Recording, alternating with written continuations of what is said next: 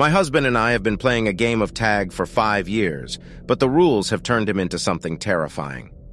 It all started after we saw the comedy film called Tag in 2018. For those of you who are unaware, it's based on a real story about a group of friends who played an endless version of the children's game. I think I enjoyed the film at the time, but I can't remember now. After years of this gradually worsening hell, I shudder every time I remember the concept that inspired my husband, Elliot. "Let's do it," he said. "Sorry?" I replied, smirking. "Right here?" "No," he laughed, rolling his eyes. "Not that. Tag, a never-ending game of tag. We live in the same house, so, it probably wouldn't be as thrilling as the film," I said. "We just end up sitting on the sofa, constantly tagging each other in a back-and-forth slapping match." Elliot pondered on my point, tapping his lips thoughtfully. He was always a passionate person. Once he became hyper-fixated on something, it was hard to deter him, and I loved watching his face scrunch up as the cognitive cogs whirred away. But this time, my amusement at his fixation would be short-lived. "Okay," Elliot eventually said as we hopped into the car, "we could make the game interesting. Only one person can be tagged per day. The game pauses until midnight, at which point whoever's it can tag the other." I laughed. "Midnight? Well, I think we both know that the tagging's going to happen when we're both in bed, don't we?" My husband smiled. It wasn't an unpleasant smile to my eyes, but everything seems different in retrospect. "Who's saying I'd still be lying next to you?" he said. Even then, when I still thought his suggestion to be light-hearted, the way he said that sentence set my hairs on end. "No, we're not going to be an old married couple with separate beds. Why don't we make the starting point 6 p.m., I asked. "Okay, want to begin?" "Sure," I said. "Who's it first?" "You," Elliot replied. "I'll be a gentleman and—" "Tag, you're it," I squealed, laughing as I tapped his shoulder playfully. Elliot smiled, keeping his eyes fixed on the road ahead. "And it's 8 p.m. I guess I'll have to wait until tomorrow to get you back. You're going to be so easy to catch." And the next day, he proved that. At 6 p.m. on the dot, my husband silently emerged from a hiding spot behind the sofa and tagged me. I yelped, clutching my pounding chest. "I didn't even hear you come home!" I didn't go to the office today," Elliot giggled. "I've been hiding there for hours." When I arrived home the next day, I waited for my husband to walk through the door so I could have my revenge. 6 p.m. came and went. At 7 p.m., I texted Elliot to ask when he'd be home. He responded that he was sleeping at the office to avoid being tagged, and when he didn't show up the day after, I told him that tag might cost us our relationship if I were never to see him again. His response infuriated me. "Nice try. Ultimatums won't work. I don't want to be it." When I told him that he'd better come home, his response sparked a ripple of shivers across my body. "Oh, but I am home, darling. You just haven't seen me yet." Then I heard a slightest creak from the cupboard beneath the sink. When I opened the double doors, there was my husband. And ordinarily, that would have been a funny sight, wouldn't it? Just a game of tag that had reached dizzying heights of ridiculousness, but you didn't see his face.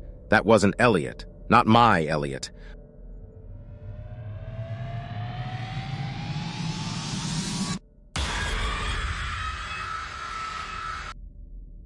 Bulging, unblinking, bloodshot eyes, unhinged smile frothing at the lips, that giggle. Ever since he suggested we play tag, the man I knew was gone.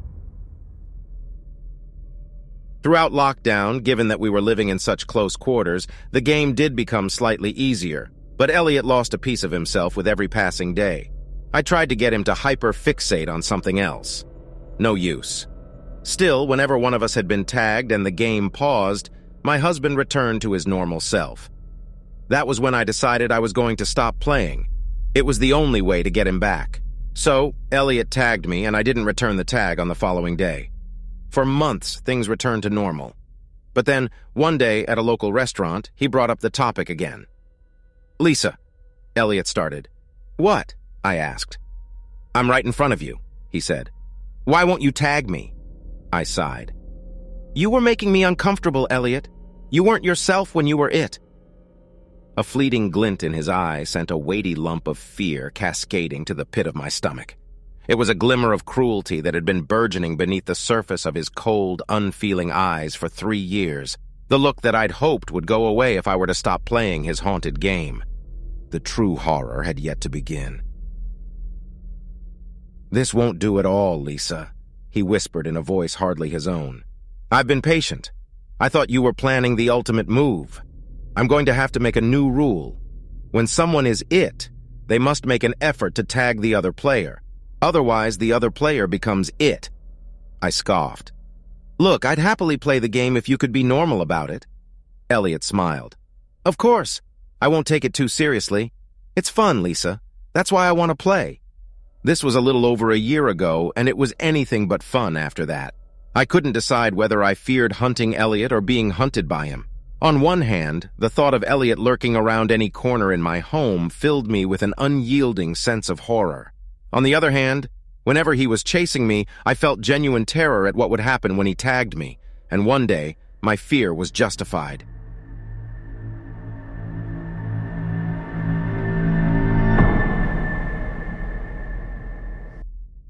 "Elliot!" I screamed. I was lying on the floor, shivering after my husband had tagged me. But tagged doesn't begin to cover it. Elliot thumped me in the arm with a cricket bat, thumped it so hard that I couldn't move it. I would later find out that it was broken. "New rule," Elliot said, cracking his neck in a horrid, inhuman way. "Every tag is more creative than the last." Shaking uncontrollably, I finally snapped. I'd given the man so many chances, but physical abuse, that was the line. He'd crossed it, and there was no coming back from that. It was finally time to abandon the marriage. "You hit me.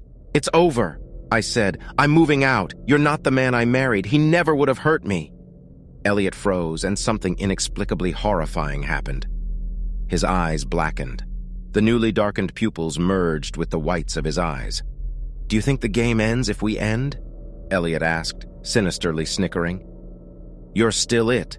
And if you don't make an effort—" "What's happened to you, Elliot?" I wailed, clutching my broken arm and sliding away from the unhinged figure who loomed above me. "We're not playing tag anymore." "Oh, okay. New rule," he said. "When I next tag you, the game's over." "No, you can't tag me ever again. I'm it," I whispered. Remember the rule? You only stay it if you make an effort," Elliot gleefully said, striding towards me. "Are you going to make an effort?" I ran out of the house. Left arm hanging limply by my side, I used my right hand to scoop my phone out of my pocket, and I called my sister from the side of a busy road. She urged me to call the police, but Elliot had fled when officers reached the house. I couldn't stop thinking about the blackness that spread across his eyes. So I ended up on an online forum talking about blackened eyes and changed personalities. One user's comment sent chills through my body. "He's got the black bug. He'll only stop playing when one of you dies." Terrified beyond words, I decided that it wasn't safe for me to live with my sister. If the anonymous commenter were correct, then Elliot's talk about the game being over would surely have spelled my end. I moved to a lakeside cabin under a different name, intending to stay far away from Elliot until I could figure out the next course of action. I woke at 4 a.m. one particularly wintry morning in December. The sound of giggling filled the lakeside cabin, and I trembled. Walking to the edge of the upper balcony, I looked below to see a horrifying sight in the middle of the living room, a head peering over the back of the sofa. "Peekaboo!" Elliot chortled. I screamed and hauled my half-frozen body towards the stairs, barreling towards the front door. But as my hand clutched the handle, something clutched me.